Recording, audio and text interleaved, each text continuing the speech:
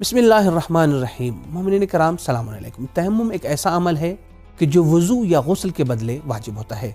खुदावंद मुतआल ने सूरह निसा की आयत नंबर 43 में तयम्मुम का तज़किरा करते हुए कुछ कंडीशन और कुछ शर्तों को जिक्र करने के बाद ये इरशाद फरमाया फ़तयम्ममू सईदन।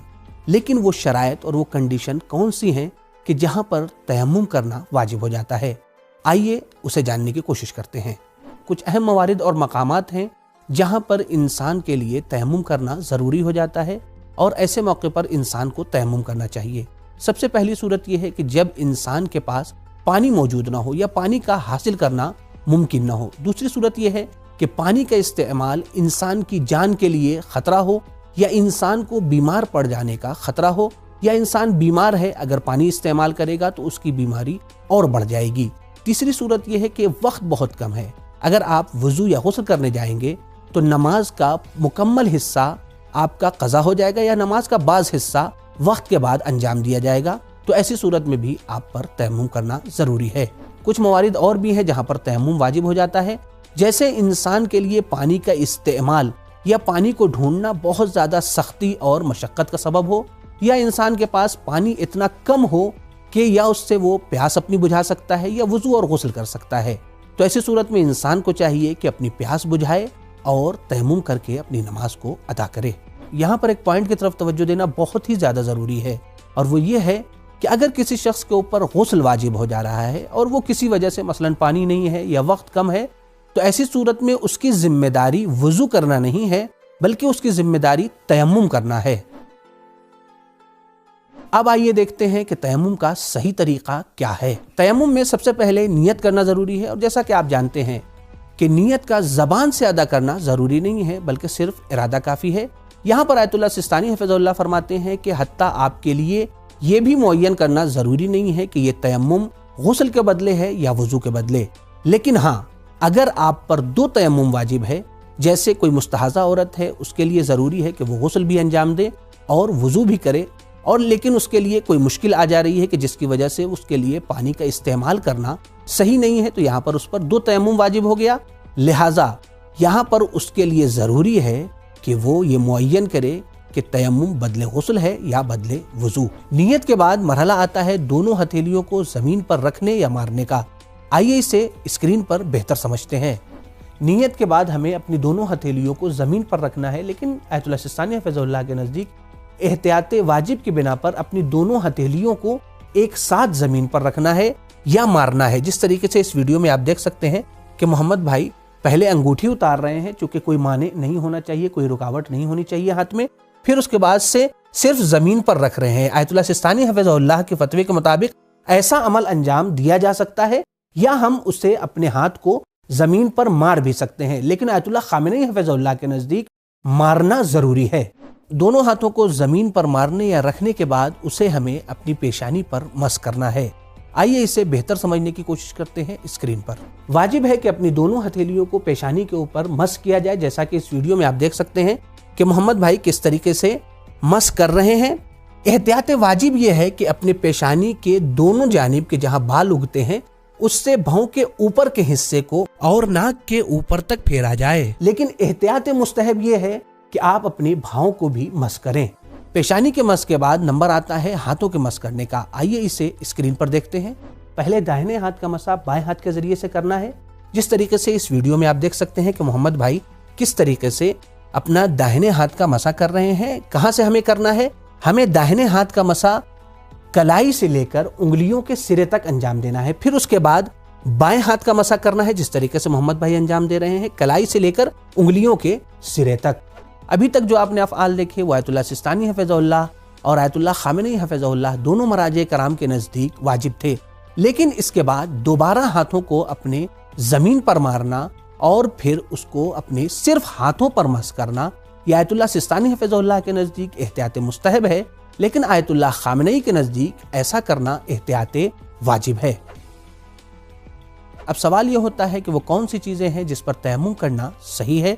तो सबसे पहली चीज़ कि जिस पर तयम्मुम करना सही है वो है ज़मीन, यानी मिट्टी, गर्द खाक वगैरह। इसी तरीके से दूसरी चीज़ कि जिस पर तयम्मुम करना सही है वो है गीली मिट्टी।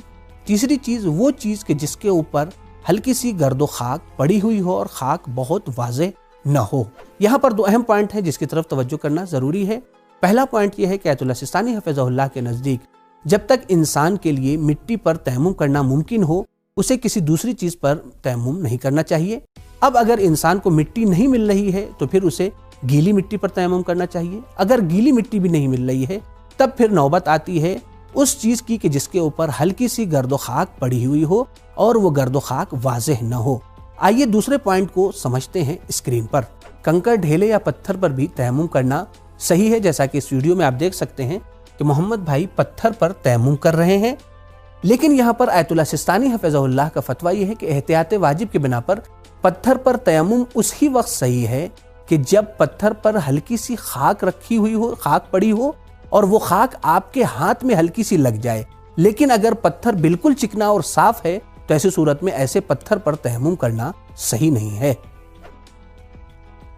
اب آئیے دیکھتے ہیں کہ تیمم کے دوران وہ کون سی غلطیاں ہیں کہ جو ہمارے تیمم کو باطل کر دیتی ہیں۔ تیمم میں ترتیب ضروری ہے، لہٰذا پہلے ہمیں زمین پر ہاتھ مارنا ہے، پھر اس کے بعد اپنے پیشانی کا مسح کرنا ہے، پھر اس کے بعد داہنے ہاتھ کا مسح اور پھر بائیں ہاتھ کا مسح کرنا ہے۔ اس ترتیب کی اگر ہم نے پابندی نہیں کی تو ہمارا تیمم باطل ہو جائے گا۔ تیمم میں مس اوپر سے نیچے کی طرف کرنا ہے، لہٰذا اگر کوئی شخص اوپر سے نیچے کی طرف تیمم نہیں کر رہا ہے تو احتیاط واجب کی بنا پر اس کا تیمم باطل ہے۔ پیشانی اور ہاتھ کے مس کے وقت ہمیں یہ خاص خیال رکھنا ہے کہ ہماری پیشانی یا ہاتھ زیادہ ہلے نہیں، جیسا کہ اس ویڈیو میں دیکھیں آپ کہ محمد بھائی جب زمین پر ہاتھ مار رہے ہیں، ہاتھ مارنے کے بعد ان کی پیشانی کو ہلنا نہیں چاہیے۔ یہ پیشانی جب ہلے گی تو ایسی صورت میں ہمارا تیمم باطل ہو جائے گا۔ اسی طریقے سے ہاتھ بھی ہمارا ہلنا نہیں چاہیے، اگر ہلے گا زیادہ تو ہمارا تیمم باطل ہو جائے گا۔ اگر کوئی شخص وضو یا غسل کر سکتا ہے لیکن شرم کی وجہ سے یا کسی اور وجہ سے وہ وضو اور غسل نہ کرے بلکہ تیمم کرے تو ایسی صورت میں اس کا تیمم باطل ہے۔ ہم جس چیز پر تیمم کر رہے ہیں اس کا پاک ہونا ضروری ہے، لیکن آیت اللہ سستانی حفظہ اللہ کے نزدیک احتیاط واجب کی بنا پر اس چیز کا صاف اور ستھرا ہونا بھی ضروری ہے، جیسا کہ اس ویڈیو میں آپ دیکھیں کہ ہمارے محمد بھائی جب تیمم کر رہے ہیں تو وہ کس طریقے کی زمین پر، وہ ایسی زمین ہے کہ جس پر کوڑا کرکٹ ہے، ایسی زمین پر احتیاط واجب کی بنا پر تیمم کرنا صحیح نہیں ہے، ایسا تیمم باطل ہے۔ پیشانی پر مس کرتے وقت ہمیں اس بات کا خاص خیال رکھنا ہے کہ ہمارے بال پیشانی پر نہ آئیں، جیسا کہ اس ویڈیو میں آپ دیکھیں کہ محمد بھائی جب تیمم کر رہے ہیں تو ان کا بال بڑا ہے اور وہ پیشانی پر جب مس کر رہے ہیں تو ان کے بال پیشانی پر آ جا رہے ہیں۔ ایسا اگر کوئی شخص کر رہا ہے تو ایسی صورت میں اس کا تیمم باطل ہو جائے گا۔ تیمم کے اعضاء پر کوئی رکاوٹ جیسے انگوٹھی وغیرہ نہیں ہونی چاہیے، لہذا اگر آپ کے ہاتھ میں انگوٹھی ہے اور آپ نے اسے نہیں اتارا تو ایسی صورت میں آپ کا تیمم باطل ہو جائے گا۔ کیا مرد اور خواتین کے تیمم میں کوئی فرق ہے؟ مرد اور عورت کے تیمم کے طریقے میں کوئی بھی فرق نہیں ہے، جو طریقہ یہاں پر بیان ہوا ہے اسی طریقے سے مرد بھی تیمم کریں گے اور عورتیں بھی تیمم انجام دیں گی۔ شہر میں رہنے والوں کے لیے ایک مشکل پیش آتی ہے کہ انہیں مٹی آسانی سے نہیں ملتی، تو وہ کیا کریں؟ اس سوال کے جواب کو بہتر سمجھنے کے لیے ہم چلتے ہیں اسکرین پر۔ بہتر یہ ہے کہ آپ اپنے گھر میں کوئی باکس بنا لیں، جیسا کہ اس ویڈیو میں آپ دیکھ سکتے ہیں کہ محمد بھائی ہمارے اپنے گھر میں باکس رکھے ہوئے ہیں اور وہ اس پر تیمم کر رہے ہیں، یہ ایک بہترین طریقہ ہے۔ اسی طریقے سے اگر آپ کے گھر میں پتھر موجود ہے اور اس پر ہلکی سی خاک پڑی ہوئی ہے تو ایسی صورت میں آپ اس پر بھی تیمم کر سکتے ہیں۔